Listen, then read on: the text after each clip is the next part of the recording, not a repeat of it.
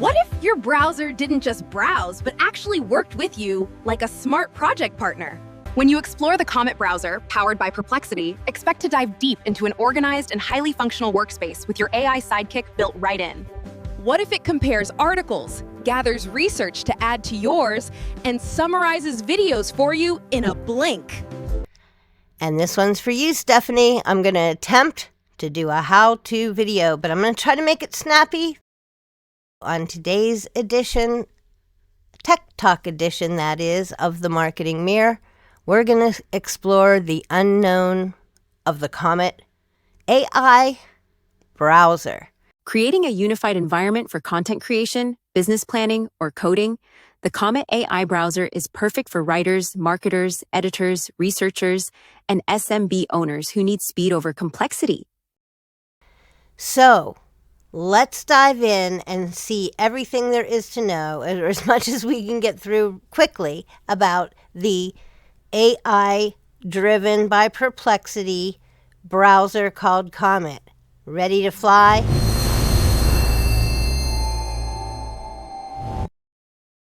First things first, grab the Comet browser via Perplexity or Comet AI, or just click the link below. The download and switch is quick and simple. And jumping in, you'll want to go to Perplexity AI. You'll sign in to create an account either with Google, Apple, or with your email. Once you do that, you'll want to go to, since I already did this, I can't show you, but I am showing you this first thing that you'll see with the sign in to create an account. But once you move forward and you get into Perplexity, you're going to want to hit download Comet. There's a link to the Comet download on the Perplexity page. I'll give you my link to get the app also below, to go straight to Comet to get the browser. So when you get over to Comet, you're going to just want to download Comet, and you're going to want to be brave because we aren't very brave, at least I'm not. But Matt Wolf, who is the Future Tools guy who checks out everything in AI and is the most up-to-date on the topic that I know of in the widest sense, not just a particular area, but widely AI knowledgeable and up-to-date. He's using this as his default browser, and I'm going to go ahead and trust him. Again, I'll give you a link below so you can check out what he has to say about it. So go ahead and download the Comet browser, and it is part of the Perplexity ecosystem, and Perplexity is going to provide you within that browser an AI tool and an assistant for everything you do. Because privacy is a thing, let's first talk a moment about your data. So Chrome's job for Google is to help Google serve you ads. It collects rich behavioral data that feeds targeting and personalization. But Comet's job is to power AI assistance, so it needs deep context to summarize and act across your browsing. It looks at pages, URLs, and open tabs. Comet stores a lot of browsing data, but it does it locally, and it only sends what it needs to Perplexity for your given request. So you have a lot of control over what you want or don't want Comet to see. You can set this all up in the settings, which I'll show you shortly. I'm just going to say it. I'll give you a URL for the privacy and security features that you'll want to know and need to know about Perplexity/Comet. I'll put that URL below, and you should definitely do your due diligence when it comes to privacy and security. However, consider that there's no complete privacy, I don't think, in any of the things that we do online. If you don't already have Perplexity, you can hop on there for free. Also, Perplexity answers questions, fuels curiosity. You can delegate things through your Perplexity, and you can, very most importantly, interact with your data. Search is the simplest thing that you can do through Perplexity and also, Comet, but research is the deeper, more comprehensive route. Also, they have a labs feature that has a lot of creative tools that can turn things into things without you having to be that good at techie. So it's pretty amazing. So search, research, and labs are available within Perplexity, so they'll be available within the Comet app. After a quick, easy setup, you'll notice the Perplexity tabs on the left side of your new browser. Don't be afraid to push the buttons to test things, but a great place to start for research or to stay up to date is the Discover tab. I love that every item gives you multiple sources, too. If you go to the Discover page in Perplexity, this is a good way to stay up to date with news right inside of your browser. It's going to give you not just news from that browser's perspective, like all Microsoft news or all whatever. It's going to give you, in this discovery, a title, whatever that title is, and then it's going to give you sources from which that topic is discussed. So you're not going to get just here's a title and here's an article. You're going to have 63 sources for this, and you're going to get information here in real time. This isn't AI stuff that's pulling from the web that's not in current, even real time. So that's, I think, an important factor. You want to be timely with what you're getting, and you want the latest, and you want to know that the resources come from vetted sources. So you see there's 67 sources here talking about Gemini 3 AI, which is another thing that would be fun to talk about because I've been playing in there in Gemini, not 3 yet, but also it talks about different things that have a lot to do with what we're working in the digital world. This is just such a great space. If you want to, I like to go actually right to tech and science because I want to know what's going on in technology right away most of the time. Here's an example where Salesforce completes an $8 billion Informatica acquisition. So if you're a Salesforce customer, you'll be like, wow, how does this affect me? Is this good news? It sounds like it's meant to strengthen your AI infrastructure, but let's find out more. We have 67 sources to find out the real story or get all the deets. If we're compiling a resource to do our own research, boy, this just threw us 67 sources to begin with right off the bat, just out of our discovery and news feed. So I kind of like that. But even better, you can organize your topic in an area called spaces. And this is a good place to start also for you, my friends, because in this area called spaces, you have a Perplexity support area right here. So here's the whole space that you can click on and ask anything that you want of Perplexity for how to use Perplexity and or the Comet browser and or the two in coordination, which is really what's going on here. When you make the Comet browser your default browser, you're making Perplexity AI your support assistant and your language learning model and your automation app. So while we love the boost that we get in research, having the Discover tab and all the resources right here, there are still some other important things that you need to know about the features and settings in your Comet Perplexity-driven AI browser. And some of the things that it can do will surprise you. And also, I think a couple things you need to know because, oops, I may have lost some work with some of what I didn't know along the way. So let's take a look and see what's cooking. So first off, let's notice a few kind of cool features that you can see right away with this setup. First of all, you'll see that I have ad blockers and trackers that shows in an ongoing way to also reassure you of safety on your browser in this site. Secondly, I want to point out that I have a bar across here, which is by choice. You can not have this bar or you can have this bar, but one thing you can do is import bookmarks from your Chrome browser directly in.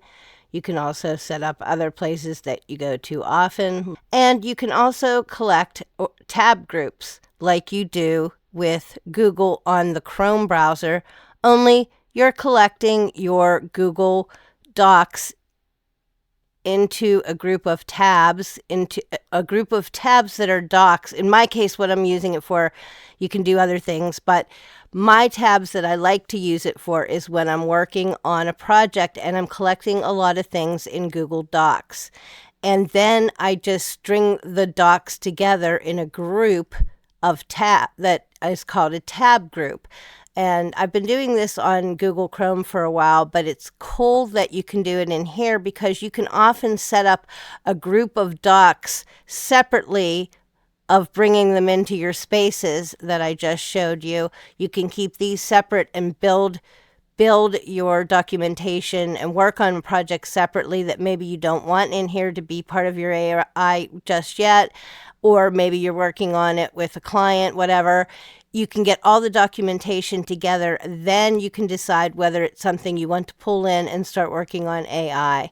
And you also need to be very careful about saving things, which we'll get into. But also, I want to point out that you can, if you want to, customize this dashboard, which is the Perplexity dashboard. You'll see Perplexity's little symbol in the corner top left.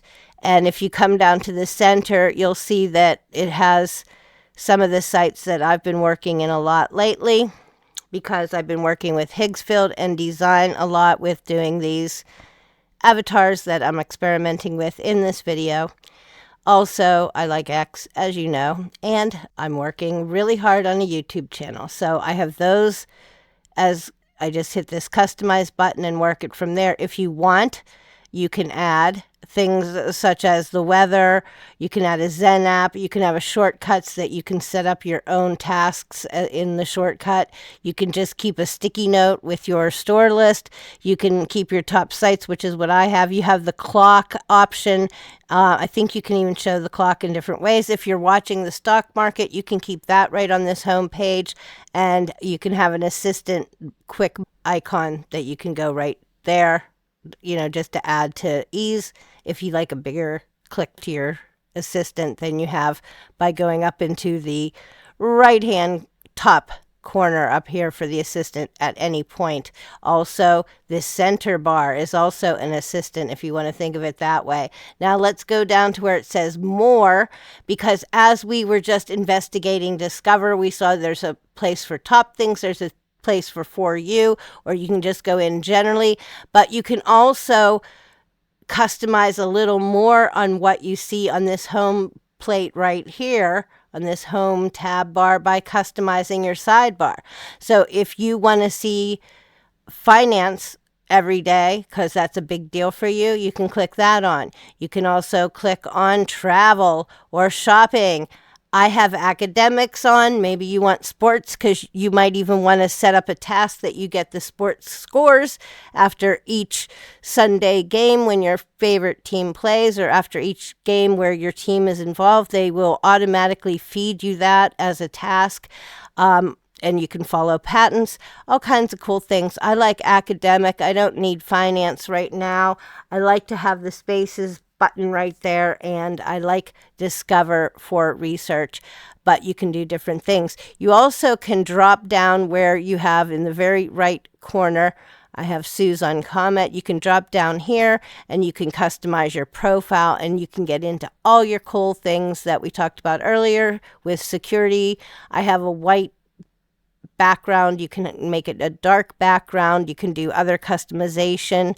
Also, decide how much you want to block and so forth with privacy and safety, all kinds of things like that. You can also add a Comet profile so that eventually you can set up, if you like, different profiles and then have different sort of like gems. In other words, you can load a profile with things specific to that profile, like you would with a GPT with prompting or with gems in Gemini, so that it can have ongoing information that it pulls from. But you'll see there's so many cool things about how and why and which way you'll do it. Also, you can sync with your phone or any other device that you want to keep your Comet browser on and working with in all areas. So there's that option as well. I'm not using it on my phone right now, so I'm not syncing at the moment. I have academic on here because I like academic. I like to have the research with the accredited sources, I guess is one way to say it. And you can also get started in more specific things like I like the tech, law, health, science, humanities through academic. You can get, dig down even deeper if you like. Also, you should know that on your search bar, you have if you're a pro member like I am, you have the ability to have it on advanced search, which gives you 10 times the sources, as you saw the many sources that I get when I'm looking at the Discover. Also, you have a deep research capability, which I have enabled, and you can create files and apps, which this is kind of like the lab. This is the lab tool that I mentioned earlier. So you can actually create slideshows and dashboards and turn your ideas into things just through this app. Also, you should know that you can determine where you want the app to search, whether it be the web, whether you want to make sure the latest SEC filings or finance is always considered as part of your research. Maybe you do a lot of company research, and so you want that financial or accounting background with everything. Maybe you need to pull things from your calendar into your information. It's possible, depending on who you're working with or what's going on. You can pull things out of your files in your Google Drive and things like that. You can also set it up for academic, which I like to do, and you can also set it up for social. And social's great because it will give you discussions around a topic and people's attitudes and opinions. So if you're talking about something really trending or a hot topic, you might want the social discussion around it. Or even for an academic or more of a perspective, a thought leadership post paper, you might want to see how other people view it, and you might then know that you have a contrarian view, or you may want to expand on what's out there, or you may want to add something that nobody's talking about, and you won't know that unless you do things like check what's going on with social. You can also manage connections with your Dropbox, with GitHub, with Asana, whatever you're working with. There's a whole bunch of them, with your email, etc. You don't have to, you can. You also can, which this is super cool, guys. So I'm buying, you don't have to. There's a free version, and the free version gives you options too, not this many, but you get all the things you're also paying for separately, possibly, but they're already in here, so you don't need them separately. Like, I can use ChatGPT. I can use Grok in here, although I have Grok.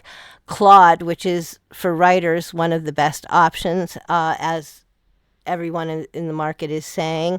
Or you can just set it to best and let, depending on your query, the choice be made for you.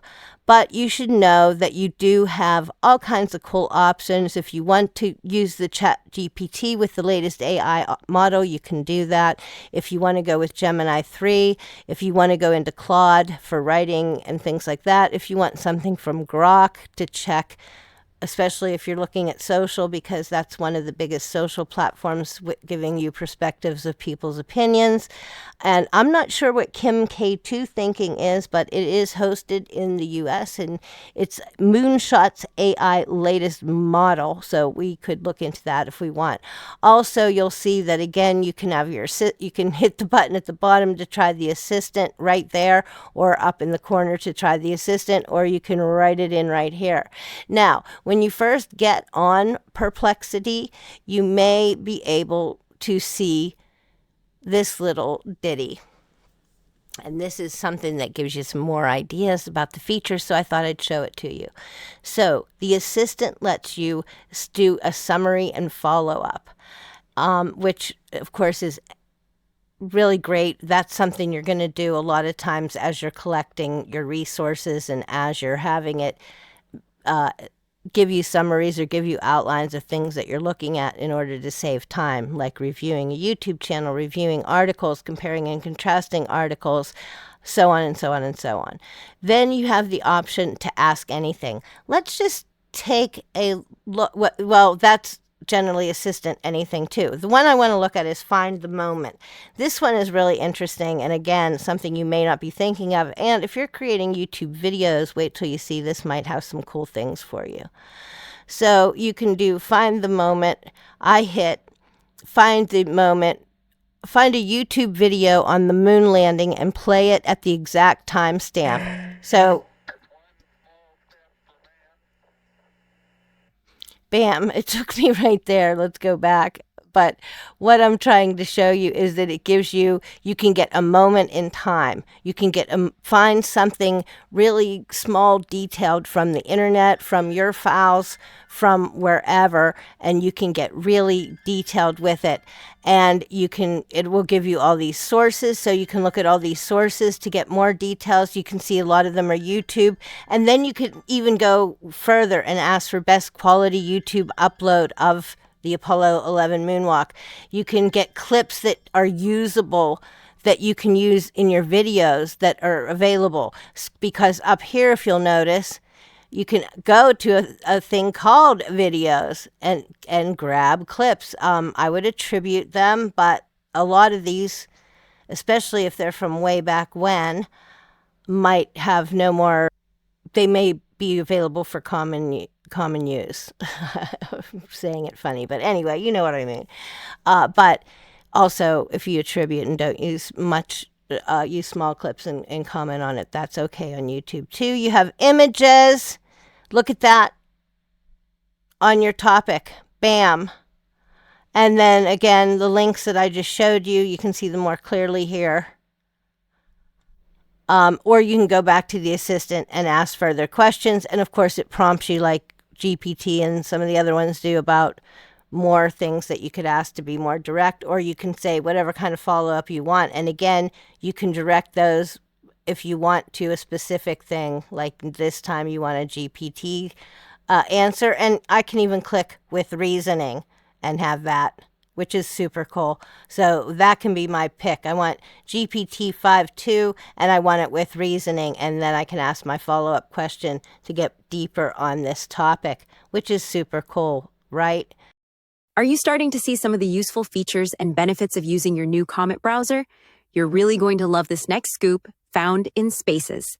And then Sue Ann has a couple of the most important secrets you need to organize and optimize your personal project spaces in Comet. Stay tuned. And thanks, Marketing Millie. So far, we've been through customization and privacy settings, research capabilities via the Discover tab, through web search, any URLs really, and your own documents or articles or information. We've seen Perplexity as an AI assistant for you that's always on call, and we've looked at Spaces for project management and organization.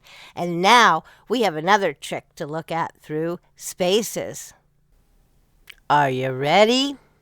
So we're going to jump over to Spaces on our left tabs, and we're going to see that at the top of that drop-down agenda is an item at the top called Templates. Ta-da! This is magic that you are going to want to love and check out, because this is a great way for you to play around inside of the Perplexity AI and understand and learn how to use it in so many different ways, as you can see by this example of things that I'm scrolling through. And if you want to know what some of them are, they have categories like life and technology, which, you know, I like. Sales and marketing, we're there. Education, oh yeah. Deep research, people and ops, finance, and life, last but not least. So you can play with this even on a personal level to start to feel your way around and see what's here, or you can go deeper. But what's really cool is that these are like gems or GPTs that are already set up for you. Here's a blog post generator. So create blog posts that match your tone, voice, and structure. Just share an idea or an outline to get started. And so it's going to prompt you through what you need to feed it to produce your unique work and set up a recurring blog generator. There's an IT help desk for all of those of us who are technologically challenged, as I always say, even though I keep going and going in this digital space.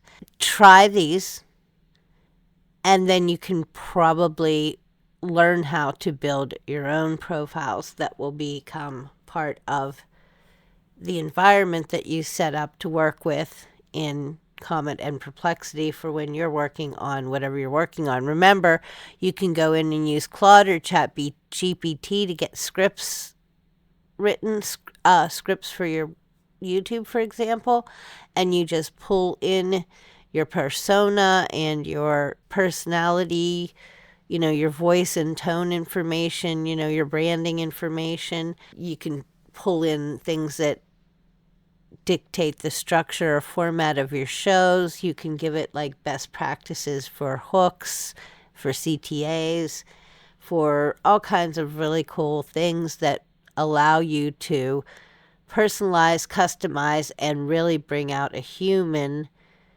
with some extra creativity and pizzazz, because you're not spending all your time doing the things that can be done automatically using tools like this. So I thought that was a good tip to share. The spaces that give you a chance with their templates to do their thing, or you can create your own space. So if you start a new space, which would be here under templates, create a space. If you start a new space, you can name it new space for, I messed that up.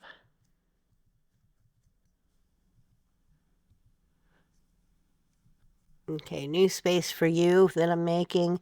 Then you can say a description of what this space is for and how right there. Also, it's a good idea to add instructions. So you always want to have instructions. In this case, it says always respond in a formal tone, as an example.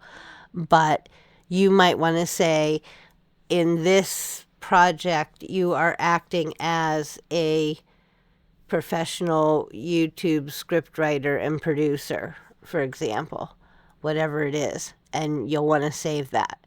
And then you can also add tasks.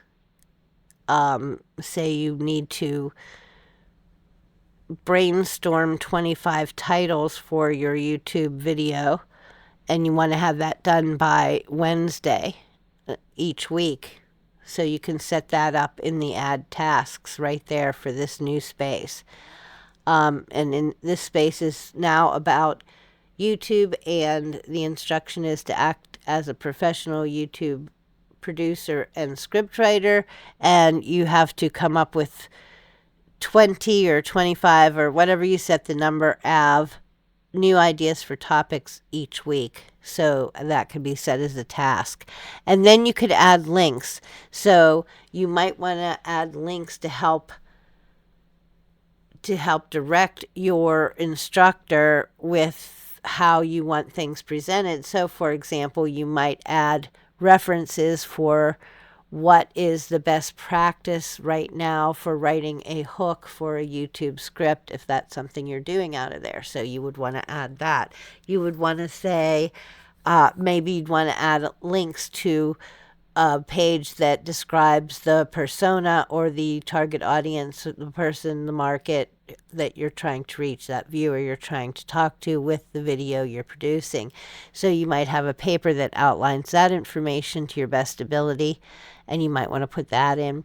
You might want to add a link that's a page about the tone, the personality, the brand, as we've talked about, for your business and so forth. And you might want to add reference files, which could be just a ton of files on the topic that you're talking about, which could be files that it refers to. One thing is if you have people that you like to link to or websites that you trust or that you've worked with. I know a lot of websites that I think are, top notch, and I've known them for 10 or 12 years now. And I want to link to them when I'm talking about different things or when I learn things from them or from different places. I want to add those links in. I might want to put those files in as references to that topic so that maybe even a quote or something can be pulled from them for the content I'm creating. So, adding whole files rather than putting the URL or the file in and automatically using the assistant on it to break it down and start working on it. You might want to keep the entire source. And that's also a good idea, maybe, to help you organize better what's going on with how you do your spaces. And also, again, be sure to check everything for, this says settings and delete space. Let's see what settings it gives you. Oh, this is, again, the instructions and so forth. So, again, because you want to give it as much information to make it as personalized, as humanized, as branded, as connecting as possible. And you want to use all the tools that you can to make it that way. And so you're going to want to be able to put everything together. And of course, you can save it here. And when I click out of this, when I close this, I have it set up in my system so that it never goes away unless I want it to. So when I open Comet again, guess what? Everything I was just working on is still there and available for me to get back to work. You can have it close everything down. You could have it leave open everything. I have it so that these things stay here, these tabs, but they don't continue to run in the background. So that was part of how I did the settings on this.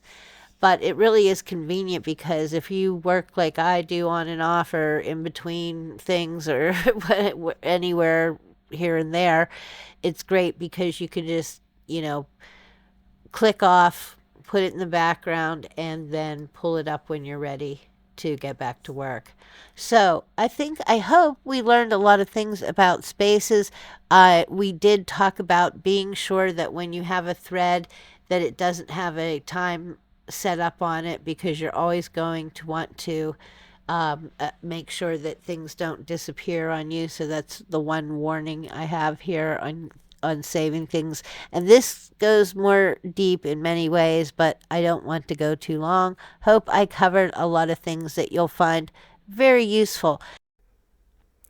Oh, yeah, and just one more thing. When you're working in one of your threads, one of the most important things that you'll want to know, and also regarding not losing anything, is you'll want to know to look in the top right-hand corner, right next to the share button, where you have 3 dots, which is the thread actions, is what those 3 dots are. And it tells you everything going on in this thread. So we're brainstorming catchy titles that meet YouTube standards for this actual video that I'm doing right now. That's what I put in there. And it shows you if it's bookmark, you can swap spaces, you can remove from the space, you can rename the thread. If I don't want it to be that long, you can save it as a file to the space, or you can create a task if there's something follow-up to do with this space, or a reminder, or something to keep adding, whatever it might be. So you can do a lot right from those 3 little dots lead to a lot. 3 little dots lead to a lot. And also know that you can export as PDFs, Markdown, and docx files, anything that you have in your projects and threads. So you have a backup, or you can put them somewhere else in a hard drive, or on your local files, that kind of thing, or in a cloud, whatever. So this is all available here. And this, importantly, is where you'll see that tick-tock. You'll see a clock icon down this row if there is a timeout for how long this thread will be saved. And I looked into it further, and it turns out that that should never happen where there's a timeout clock. It only happens if the thread is somehow created when you're not signed in to your account. And I don't know how I did that, but that's mainly the only reason why that would happen. So as long as you're working within your Perplexity or Comet browser with the Perplexity AI assistant working with you, everything's safe inside here as a general best practice rule. Okay, I just wanted to let you know that much, and I will be happy to look at anything else about using the browser that you would want. Let me know.